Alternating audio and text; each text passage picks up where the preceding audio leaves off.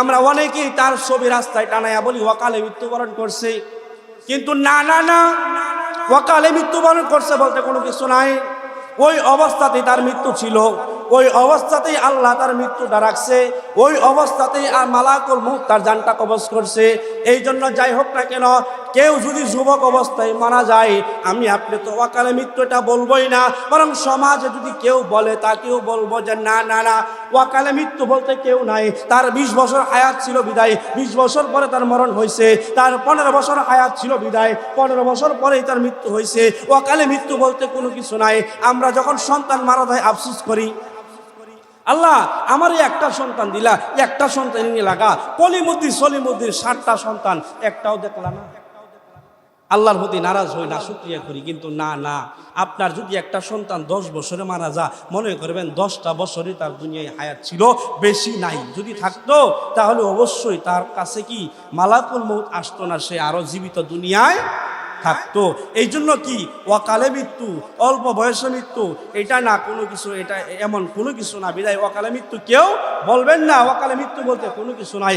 মৃত্যুর সময় যখন আসে তখনই যেন সে মৃত্যুবরণটা করে। এই জন্য আল্লাহ পাক বলে ওয়াবুদ রাব্বাকা হাত্তা ইয়াতিয়াকাল ইয়াকিন, আল্লাহর ইবাদত করো মৃত্যু পর্যন্ত।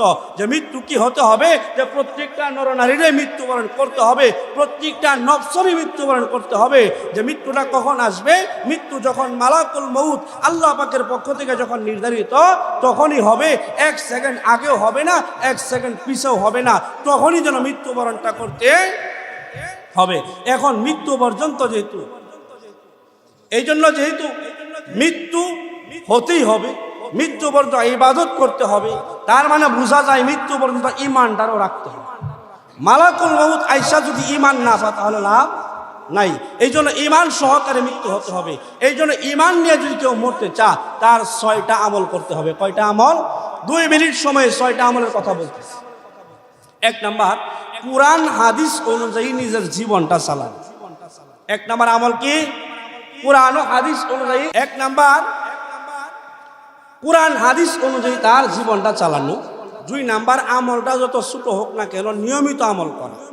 3 নাম্বার, আল্লাহ ওয়ালাদের সোহবত লওয়া। 4 নাম্বার, বেশি বেশি জিকির করা, জিকির করলে আল্লাহ ঈমানকে নবায়ন করে দেয়। 5 নাম্বার, মিসওয়াকের আমল করা। 6 নাম্বার, গোপনে গোপনে দোয়া করা। 6টা আমল। 1 নাম্বার, কুরআন হাদিস অনুযায়ী নিজের জীবন চালানো। 2 নাম্বার, আমল যত ছোট হোক না কেন নিয়মিত আমল করা। 3 নাম্বার, আল্লাহ ওয়ালাদের সোহবত নেওয়া। 4 নাম্বার, বেশি বেশি জিকির করা। 5 নাম্বার, মিসওয়াকের আমল করা। 6 নাম্বার, গোপনে গোপনে দোয়া করা। এখন কথা হলো, এই 6টা আমল করতে পারলেই ঈমান নিয়ে মরতে পারবো। আর ঈমানটা নিয়ে যদি মরতে পারি, আমলে সালেহা করতে পারি, তাহলে আল্লাহ আমাদেরকে জান্নাতটা বিনিময় দিবেন। এই জন্য জান্নাত তো চাই ইনশাআল্লাহ সবাই, ঈমান নিয়ে মরতে তো চাই। ইমানি হালত, ইমানি মরণ যদি হয়, এই 6টা আমল যারা আমরা চাবো, এই 6টা আমল ইনশাআল্লাহ করব।